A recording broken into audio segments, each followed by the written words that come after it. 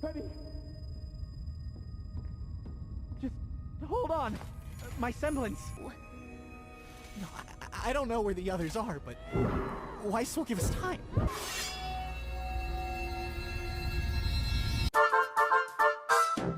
Hey folks, viewer mail time again. Oh, here's one from Sally, age 14.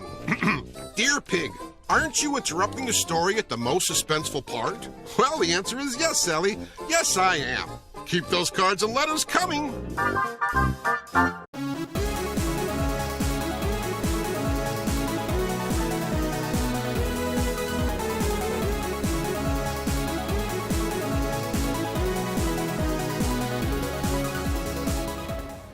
So yeah, John, he's come a long way, going from the hopeful guy to going through grief, and then learning to be open. Like, it's a lot.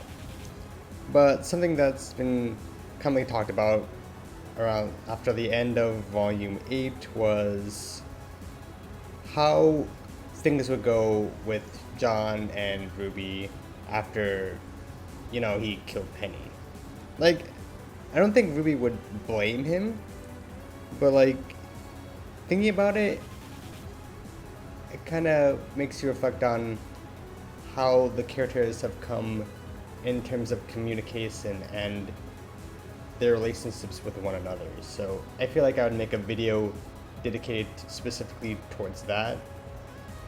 So yeah, I'm focusing on Ruby, Weiss, John, and Oscar in particular. I was gonna include Blake and Yang, but like, I feel like they've handled a majority of their stuff with, like, they don't really have anything specific to do except just be clear with their communication. But yeah, back to John and Ruby. Yeah, so stuff like Volume 4 and Volume 6, like, in those volumes, they didn't really address they were there to support each other as friends, good friends, but they didn't really address the core issues of problems. But to get more into that and more into how communication has kind of grown and how it's been contrasted with each character differently, let's start off more with Weiss first. Oh, you've picked a fine time to... Oh my god, you carry that everywhere now, dude? That's ridiculous. Lead me the hell out of here. Alright, fine. How? This way. That way? Put the gun. I was gonna go that way. No, that would have been all wrong. So yeah, let's go over what Weiss has been through. So yes, a lot of her arc consists of kind of the accepting the black and white of the world. Like, she accepted Blake, she accepted how things were not straightforward with Winter accepting the Maiden's powers in regards to Ironwood. And ultimately, that has helped her a lot in her gaining knowledge outside of her family. But the thing with Weiss is that, yeah, lately, like 6 and beyond, she mostly been worried about stuff regarding her family. So she hasn't really been involved in many of the conflicts regarding the other characters. But I think that 8 might actually be a sign that she has to improve upon this, or like, Weiss' strength is the fact that she can confront people when their issues are very obvious, but the thing about Weiss is being under such a strict household, she can defer herself rather easily. Like, she's not really aggressive, but just kind of acts that way at first. Which, for example, is why she gets embarrassed when she confronts Blake in Volume 2, and why she doesn't try and listen to Yang right away until she realizes just how bad it is. But then Volume 8 is like, maybe things can work out between me and my brother. So, like, there's more emphasis on, like, maintaining their relationship, which I feel like will be important regardless of what happens in regardless of the specifics in Volume 9. Because, like, but if it does happen, like, in regards to Penny's death, I feel like Weiss would be the only one who would actually be able to address more of the serious side of things for John.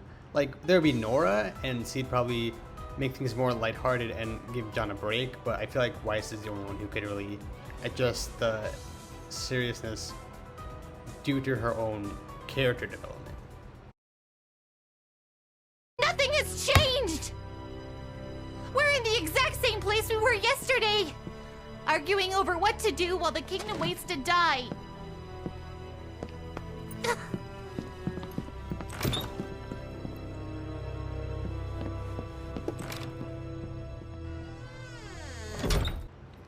Okay, so let's go on to Ruby's responsibility. So, Ruby is pretty responsible in her relationships in that she takes care of the other characters whenever they're feeling sad, and because she's very observant of them. But the thing that she doesn't seem to understand is that, she's starting to understand is that prioritizing other people isn't really enough. Because, yeah, the whole thing about Volume 8 was that she was trying to prioritize getting a message out and helping everyone as a whole. But again, that didn't really work out too well. So, I might be reaching here, but I feel like this can play a role into how simply prioritizing other people is not really what's best for them by themselves, because she now has deep connections with other people, something that she never had before Beacon. And she has to understand that she has to take care of, well, not only take care of, but basically be less closed off, so that she can better have better rapport when things get serious. Like, she can communicate well during times when she's on the mission or when she's making plans, but when things get bad, she is very reserved. This is why, of course, like, the only time she's really opened up has been with Crow in Volume 8 and Maria in Volume 6. Both occasions where she basically did everything she could already, so there's nothing to really prioritize.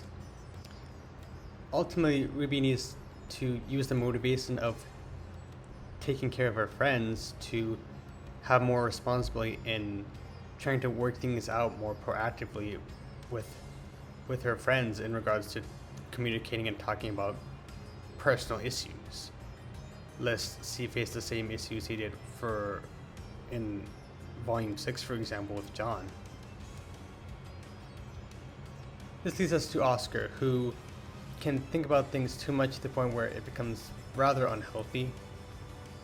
But because he's such an open mess, it's kind of easier to adapt to his conflicts while also hoping to adapt to other people's conflicts, which is why he was able to kind of not change but appease to Ironwood and Hazel at certain times. And hopefully we get to see more of him getting more into the emotional side of personal problems, which we haven't seen much of since he hasn't really gotten many investing team-ups, since most of the people he's teamed up with have been very serious at times.